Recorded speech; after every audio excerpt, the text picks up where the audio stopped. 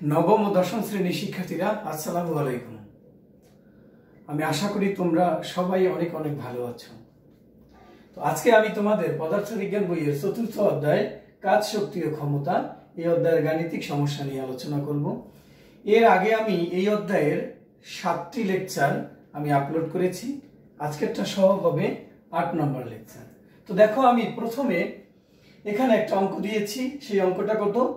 5 joule শক্তির motor দ্বারা চালিত 250 গ্রাম ভরের খেলনা গাড়িকে প্রথমবারে 4 মিটার পার সেকেন্ড সুষম বেগে এবং পরবর্তীতে গাড়িটিকে স্থির অবস্থান হতে 1 মিটার পার সেকেন্ড স্কয়ার সুষম ত্বরণে 8 মিটার চালনা করা হলো।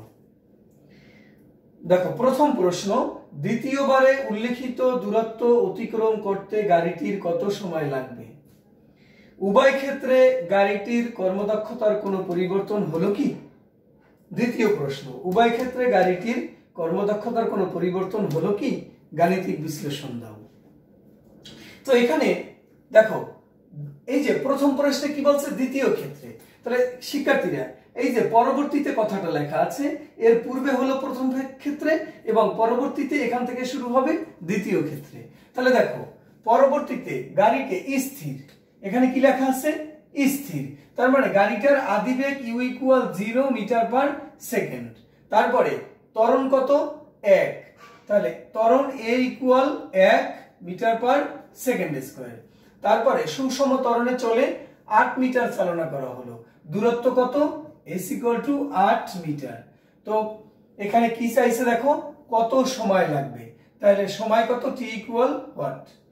তো তোমরা গতির একটি সমীকরণ জানো দূরত্ব নির্ণয়ের, সেই সমীকরণটা হলো s = ut + ½ a t²। তো এখানে s এর মান কত? 8, u এর মান 0 গুণ t প্লাস ½ ইনটু এর মান 1 ইনটু t²। তো এরপরে 8 সমান, দেখো এখানে এটা 0 হয়ে যায়, 0 প্লাস এখানে ½ t²। তো এখন এই 8 এর সাথে এটা গুণ করলে কত হয়? গুণ করলে হয় এখানে গুণ করলে হবে 16 = t²। তো t সমান কত? t² সমান 16 বা t সমান 4 সেকেন্ড। এটাকে স্কয়ার, দেখো এখানে স্কয়ার আছে তাই 16 কে রুট করলে 4 হয়। তাহলে শিক্ষার্থীরা তোমরা দেখলাম যে 4 সেকেন্ড সময় লাগবে গাড়িটির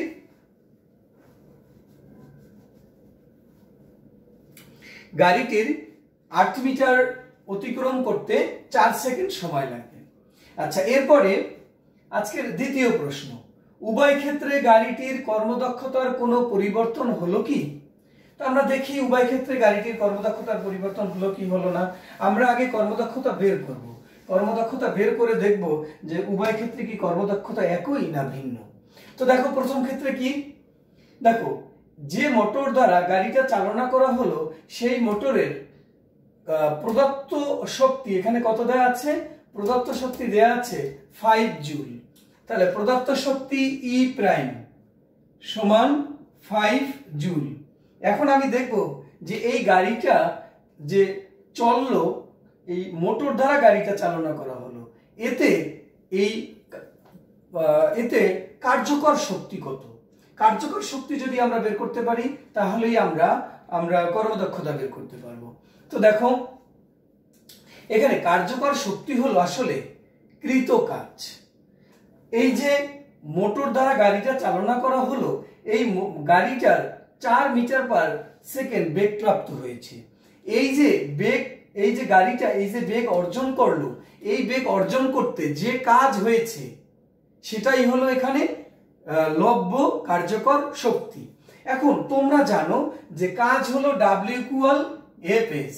তো এখানে দেখো এখানে কিন্তু কোনো বল নাই এবং এখানে কোনো ত্বরণও নাই, আবার F = ms। তো দেখো প্রথম ক্ষেত্রে m আছে, শুধু m আছে, a নাই, s নাই। তার মানে কি এখানে a নাই, এখানে কি লেখা আছে? সুষম বেগে। তাই সুষম বেগে যদি চলে তাহলে তো ত্বরণ থাকে না। তাহলে তোমরা অনেকেই এখানে ভুল করো, তোমরা মনে করো এখানে কোনো কাজ হয় নাই। শিক্ষার্থীরা এখানে অবশ্যই কাজ হয়েছে। তোমরা একটা বিষয় একটু চিন্তা করো তো, একটা খেলনা গাড়িকে এই যে মোটর কি করবে 4 মিটার পার সেকেন্ড বেগ দিবে, অর্থাৎ এই খেলনা গাড়ি যে এই যে 4 মিটার পার সেকেন্ড বেগ অর্জন করলো, এই অর্জন করতে অবশ্যই কাজ হয়েছে। তাহলে সেই কাজটা কি? সেই কাজটা হলো এখানে গতিশক্তি। কারণ এই যে 4 মিটার পার সেকেন্ড বেগ প্রাপ্ত হয়েছে, এই বেগটা অর্জন করতে যে কাজ হয়েছে ওইটাই হলো গতিশক্তি। তাহলে এখানে গতিশক্তি হলো লব্য কার্যকর শক্তি। তাহলে এখানে কি দেখো, লব্য কার্যকর শক্তি, লব্য কার্যকর শক্তি, লব্য কার্যকর শক্তি সমান হলো গতিশক্তি। তাহলে লব্য কার্যকর শক্তি এটাকে যদি আমরা ই দ্বারা প্রকাশ করি, আমরা ই অন দিই, এখানে ই অন ইকুয়াল টু কত? গতিশক্তি হলো কত? Half M V square. তো দেখো এখানে এম আছে, ভিও আছে, ভি এর মান কত? 4। তো এখানে হাফ ইন্টু এম এর মান 0.25 ইন্টু বি স্কয়ার এর মান কি? 4 স্কয়ার। তাহলে কাটাকাটি করলে কত হয়? 2 জুল। তাহলে দেখো শিক্ষার্থীরা এখানে আমরা পেলাম হলো লব্য কার্যকর শক্তি পেলাম হলো প্রথমবারে 2 জুল, এবং প্রদত্ত শক্তি হলো এইটা। তাহলে এখানে কর্মদক্ষতা কত? দেখো কর্মদক্ষতা ইটা 1 সমান কত? তোমরা জানো কর্মদক্ষতা হলো লব্য কার্যকর শক্তি বাই মোট প্রদত্ত শক্তি ইনটু 100%। তো দেখো লব্য কার্যকর শক্তি কত? এটাকে ইয়ন দিয়ে প্রকাশ করেছি আমরা। লব্য কার্যকর শক্তি 2 আর মোট প্রদত্ত শক্তি 5 ইনটু 100%। তো তাহলে কত হলো? 2 কে যদি 5 দিয়ে ভাগ দেওয়া হয়, 2 ভাগ 5 সমান কত হলো? 40%। তাহলে আমরা এখানে প্রথম ক্ষেত্রে আমরা কর্মদক্ষতা পেলাম 40%। এখন আমি দেখব দ্বিতীয় ক্ষেত্রে কর্মদক্ষতা কত। তাহলে দেখো এই যে আমরা এটা বের করলাম, শিক্ষার্থীরা তোমরা মনে রাখবা যে কর্মদক্ষতার সূত্র হলো লব্য কার্যকর শক্তি ভাগ মোট প্রদত্ত শক্তি ইনটু 100%। তাহলে দেখো মোট প্রদত্ত শক্তি কত ছিল? 5 জুল, আর লব্য কার্যকর শক্তি আমরা কত পেয়েছি? 2 জুল। তাহলে 2 জুল মানে এটাই হলো কি? গতিশক্তি। তাহলে এই গতিশক্তি হলো এখানে লব্য কার্যকর শক্তি। তো এখন আমরা দ্বিতীয় প্রশ্নের অর্থাৎ এই দ্বিতীয় অংশে যাই। তাহলে প্রথম ক্ষেত্রে আমরা পেলাম কর্মদক্ষতা 40%, আমরা দেখব দ্বিতীয় ক্ষেত্রে কর্মদক্ষতা কত। দেখো এখানে প্রদত্ত ক্ষমতা কিন্তু 5 জুলেই থাকবে, কারণ মোটর তো আর চেঞ্জ হয়নি। এখন দ্বিতীয়বারে দেখো দ্বিতীয়বারে হলো লব্য কার্যকর শক্তি, লব্য কার্যকর শক্তি এটাকে আমরা E2 দিয়ে প্রকাশ করি। E2 সমান কত? দেখো লব্য কার্যকর শক্তি হলো এই যে পরবর্তীতে গাড়িটিকে স্থির অবস্থান হতে 1 মিটার পার সেকেন্ড স্কয়ার সুষম ত্বরণে 8 মিটার চালনা করা হলো। তাহলে এই যে 8 মিটার পথ অতিক্রম করছে, এখানে অবশ্যই কি হয়েছে? কাজ হয়েছে। তাহলে দেখো লব্য কার্যকর শক্তি সমান কৃত কাজ। এই যে 8 মিটার পথ অতিক্রম করলো, তাতে যে কাজ হয়েছে সেই কাজটাই হলো লব্য কার্যকর শক্তি। তাহলে কৃত কাজ কি? W ইকুয়াল টু কত? Fs, আবার F কত? MAS। তাহলে দেখো এখানে M এর মান কত আছে? M এর মান আছে 0.25 ইনটু A এর মান কত আছে? 1 ইনটু S এর মান আছে 8। তাহলে এখানে কত হলো? 2 জুল। দেখো শিক্ষার্থীরা প্রথম ক্ষেত্রে আমরা লব্য কার্যকর শক্তি পেয়েছিলাম 2 জুল, আমরা দ্বিতীয় ক্ষেত্রেও লব্য কার্যকর শক্তি পেলাম 2 জুল। তাহলে দ্বিতীয় ক্ষেত্রে কর্মদক্ষতা কত? কর্মদক্ষতা ইটা 2 সমান কত?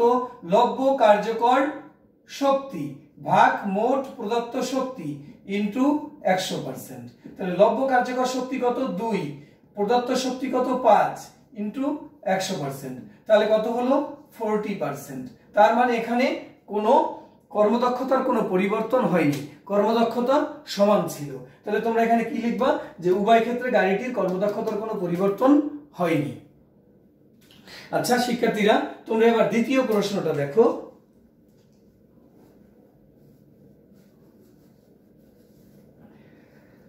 দেখো দ্বিতীয় প্রশ্ন, আমি 7 নম্বর লেকচারে এরকম একটা অঙ্ক করিয়েছিলাম।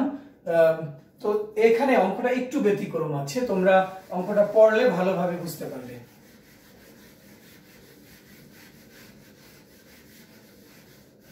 দেখো এখানে কি আছে, 15 কিলোওয়াটের একটি মোটর 2 কুইন্টাল পানি 1 মিনিটে 300 মিটার উঁচুতে উঠাতে পারে। মোটরটির কর্মদক্ষতা কত? ঠিক 7 নম্বর লেকচারে এরকমই একটা অঙ্ক করিয়েছি। এরপরে দেখো দ্বিতীয় প্রশ্নটা এখানে একটু চেঞ্জ আছে 7 নম্বর লেকচারের সাথে। মোটরটির কর্মদক্ষতা 5% বৃদ্ধি পেলে ব্যয়িত শক্তির কিরূপ পরিবর্তন হবে? তো দেখো আমরা এখানে প্রথম অঙ্কটা আগে সমাধান করি। তোমরা এখানে কর্মদক্ষতা চেয়েছে, তা দেখো এখানে কি ক্ষমতা দেওয়া আছে, তাহলে কর্মদক্ষতা সূত্র তোমরা জানো। যদি ক্ষমতা দিয়ে আমরা লিখি তাহলে এটা equal P by P prime into 100%, অর্থাৎ লব্য কার্যকর ক্ষমতা ভাগ মোট প্রদত্ত ক্ষমতা ইন্টু 100%। তাহলে এখন এই যে সূত্র, এটা আমরা দেখো এখানে এটা বের করব, তাহলে আমাদের পি প্রাইমের মান দেওয়া আছে 15 কিলোওয়াট, মানে প্রদত্ত ক্ষমতা। তাহলে আমাদের এই কার্যকর ক্ষমতাটা লাগবে। তাহলে কার্যকর ক্ষমতা যদি আমাদের বের করতে হয়, তাহলে কার্যকর ক্ষমতা কত? পি ইকুয়াল দেখো ডাব্লিউ বাই টি, অর্থাৎ মোট কাজকে যদি আমরা সময় দিয়ে ভাগ দেই তাহলে আমরা কার্যকর ক্ষমতা পাবো। তাহলে কার্যকর ক্ষমতা মোট কাজ কত? W equal M G H ভাগ টি। তো দেখো এম এর মান কত শিক্ষার্থীরা? এখানে দেওয়া আছে 2 কুইন্টাল। তোমরা মনে রাখবা 1 কুইন্টাল সমান সমান 100 কেজি, তাহলে 2 কুইন্টাল সমান 200 কেজি। তো দেখো 200 প্লাস জি এর মান 9.8, এইচ এর মান কত? 300 মিটার, লিখলাম আমি 300। তো এখন টি এর মান কত? 1 মিনিট মানে 60 সেকেন্ড। তাহলে এখানে কত হলো? এখানে 200 ইন্টু 9.8 ইন্টু 300 ভাগ 60, 9800 এত ওয়াট। তাহলে আমরা এখন কর্মদক্ষতা পাবো কত? কর্মদক্ষতা ইটা সমান P by P prime into 100%। তো পি এর মান কত? 9800। পি প্রাইম এর মান কত? দেখো পি প্রাইম প্রদত্ত ক্ষমতা 15 কিলোওয়াট। 15 কিলোওয়াটকে যদি তুমি ওয়াটে নাও তাহলে কি 1000 দিয়ে গুণ দিতে হবে, তার মানে 15000 ওয়াট। তার মানে এখানে কত আছে? 15000 ইন্টু 100%। তো দেখো তো কত হয়? 9800 ভাগ 15000 ইন্টু 100% কত হয়? 9800 ভাগ 15000 ইন্টু 65.33%। 65.33%, এটা হলো কর্মদক্ষতা। আচ্ছা দ্বিতীয় প্রশ্নটা হলো কি, মোটরটির কর্মদক্ষতা 5% বৃদ্ধি পেলে ব্যয়িত শক্তির কিরূপ পরিবর্তন হবে? অর্থাৎ এখন কর্মদক্ষতা আছে কত? 65.33%। এই অবস্থায় যে ব্যয়িত শক্তি হয়, এরপরে 5% যদি বৃদ্ধি পায়, তাহলে কর্মদক্ষতা যদি বৃদ্ধি পায় তাহলে হবে কত? 70.33%। তাহলে এই যখন কর্মদক্ষতা 65.33%, তখন যে ব্যয়িত শক্তি হবে এবং কর্মদক্ষতা যখন এত পার্সেন্ট হবে তখন যে ব্যয়িত শক্তি হবে, এই দুইটা ব্যয়িত শক্তির পার্থক্য বের করতে হবে। অর্থাৎ এই অবস্থায় কর্মদক্ষতা আছে 65.33%। এখন কি পরিমাণ ব্যয়িত শক্তি আছে বের করব। এরপরে কর্মদক্ষতা যখন 5% বাড়বে তখন কর্মদক্ষতা হবে 70.33%। তখন কি পরিমাণ ব্যয়িত শক্তি হবে, এই দুইটা ব্যয়িত শক্তির পার্থক্য আমাদের এখানে বের করতে হবে। তো দেখো আমরা তাহলে এই দুইটা ব্যয়িত শক্তির পার্থক্য আমরা বের করে ফেলি। তাহলে প্রথমবার কর্মদক্ষতা কত? প্রথমবার কর্মদক্ষতা হলো ইটা 1, এটা আমাদের লাগবে না, লিখে রাখি 65.33%।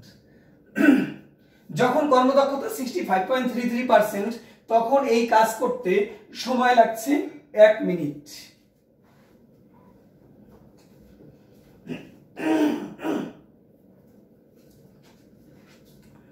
তো আমরা এখন ব্যয়িত শক্তি দেখি। তোমরা জানো, আচ্ছা তাহলে যখন কর্মদক্ষতা 65.33%, তখন ব্যয়িত শক্তি কত? ব্যয়িত শক্তি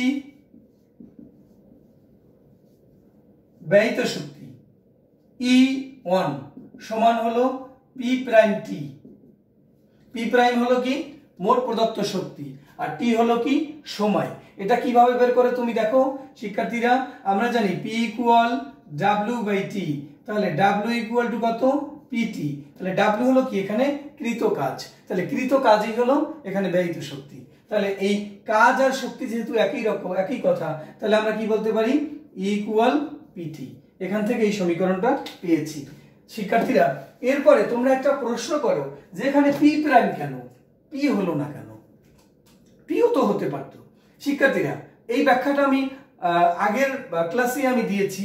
তোমরা একটা বিষয় চিন্তা করবা, একটা ইঞ্জিন বা একটা যন্ত্র, তার কর্মদক্ষতা যাই হোক না কেন, তার যে প্রদত্ত শক্তি বা প্রদত্ত ক্ষমতা দেয়া থাকবে, সে সেই পরিমাণ ক্ষমতাই কি করবে? ব্যয় করবে, বা সেই পরিমাণ শক্তি সে ব্যয় করবে। অর্থাৎ যে কার্যকর ক্ষমতা, সেটা হলো কি তার কার্যকর ব্যয়িত শক্তি। তার মানে এখানে ব্যয়িত শক্তি যদি আমরা P দেই, এখানে যদি আমরা P দেই, তাহলে হবে আমাদের কার্যকর ব্যয়িত শক্তি, অর্থাৎ কতটুকু ব্যয়িত শক্তি কাজে লাগছে। এখন দেখো ব্যয়িত শক্তি কাজে লাগুক আর না লাগুক, শক্তি যেটা ব্যয় হয় সেটা তো হয়েই গেছে। তাহলে আমরা দেখব P প্রাইমের মান কত? 15,000 ইন্টু সময় কত লাগছিল? সময় লাগছিল 60 সেকেন্ড। তাহলে তুমি দেখো এখানে কত হয়? 6 15 90, আর শূন্য কয়টা? 4টা আর একটা 5টা,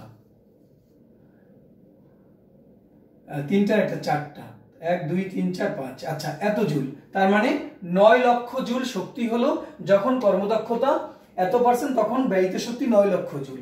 অর্থাৎ এই অবস্থায় ব্যয়িত শক্তি হলো 9 লক্ষ জুল। আচ্ছা এরপরে আমি দেখব যখন কর্মদক্ষতা 5% বেড়ে যায়, তখন ব্যয়িত শক্তি কত? দেখো কর্মদক্ষতা যদি 5% বেড়ে যায়, তাহলে কর্মদক্ষতা হবে 65.33 প্লাস 5 সমান 70.33%। এখানে তোমরা বুঝতে পারতেছো, কর্মদক্ষতা যখন 70.33%, তখন কিন্তু কার্যকর ক্ষমতা বেড়ে যায়। তোমরা গ নম্বর অঙ্কে আমি বের করেছি কার্যকর ক্ষমতা, P এর মান বের করেছি 9800 ওয়াট। যখন কার্যকর ক্ষমতা 9800 ওয়াট, তখন কর্মদক্ষতা ছিল 65.33%। কিন্তু যখন কর্মদক্ষতা 70.33%, তখন কি কার্যকর ক্ষমতা অবশ্যই এর চেয়ে বেড়ে গেছে। তাহলে সেই কার্যকর ক্ষমতাটা কত, আগে সেটা বের করব। তাহলে আমরা কার্যকর ক্ষমতা বের করি।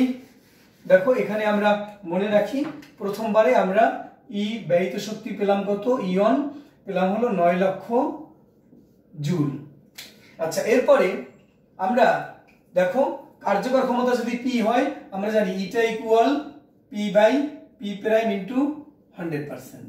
তো এখানে ইটার মান কত? 70.33% সমান কত? P প্রাইমের মান কত? 15,000 ইন্টু এখানে কি 100/100। তাহলে এখানে কত হয়? এখানে হয় 70.33 ভাগ 100 সমান, এটা 100 কাটা যায়, P বাই 15,000। আচ্ছা এরপরে আমরা P এর মানটা বের করব। P ইকুয়াল টু কত? 15,000 ইন্টু এখানে কি 0.7033। দেখো কত পাই আমরা? 15,000 ইন্টু 0.7033, অর্থাৎ 10,549.5 এত ওয়াট। শিক্ষার্থীরা এখানে আমরা কি দেখতে পাচ্ছি? যখন কর্মদক্ষতা ছিল 65.33%, তখন কার্যকর ক্ষমতা এত, যখন কর্মদক্ষতা 70.33%, তখন কার্যকর ক্ষমতা হলো এত। তাহলে এই যে কাজ, অর্থাৎ দেখো 2 কুইন্টাল পানি যে 300 মিটার উঁচুতে তুলবে, আগে তুলছে এত কার্যকর ক্ষমতা দিয়ে, এখন তুলবে হলো 10,549.5 ওয়াট কার্যকর ক্ষমতা দিয়ে। তাহলে দেখো এখান থেকে এখানে কার্যকর ক্ষমতা বেশি। তাহলে যখন এই কার্যকর ক্ষমতা দিয়ে কাজ করেছে তখন 1 মিনিট সময় লাগছে, তখন এই যন্ত্রটা 1 মিনিট চালনা করা লাগছে।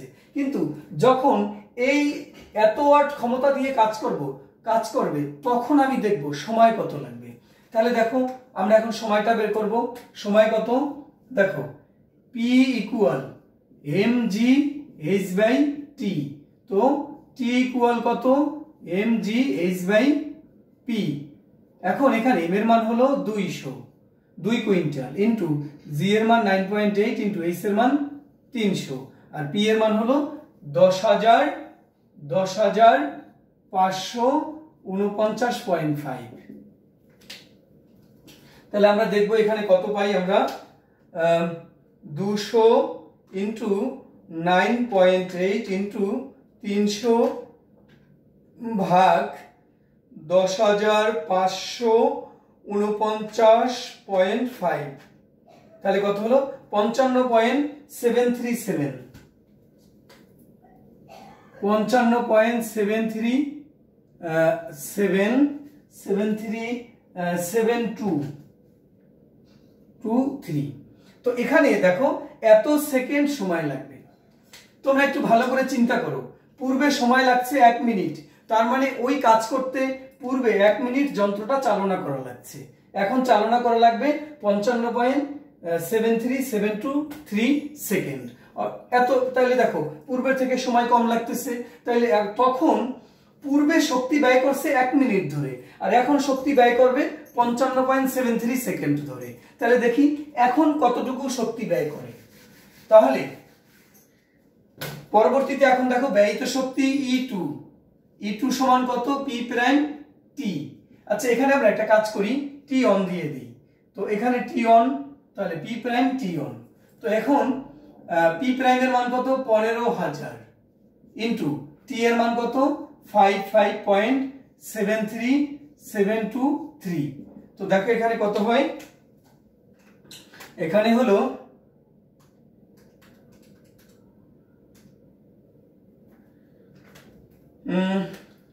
836058.58 এত জুল। তো দেখো পূর্বে ছিল 9 লক্ষ জুল, আর এখন হয়েছে 8,36,058.58 জুল, 8,36,058.58 জুল। তাহলে দেখো পূর্বের থেকে শক্তি এখন কম খরচ হয়েছে। এখন এখানে তো আমরা বুঝতেই পারি যে কর্মদক্ষতা যদি বৃদ্ধি পায় তাহলে ব্যয়িত শক্তি হ্রাস পায়, কারণ তাহলে কর্মদক্ষতা বৃদ্ধি মানে অপচয়কৃত শক্তির মান কম। তাহলে আমরা দেখব এখানে শক্তির মানে ব্যয়িত শক্তি হ্রাস পাবে কত? ব্যয়িত শক্তি হ্রাস পাবে E সমান ইয়ন মাইনাস E2। ইয়ন কত? 9 লক্ষ মাইনাস 8,36,058.58। তো দেখো এখানে কত হয়,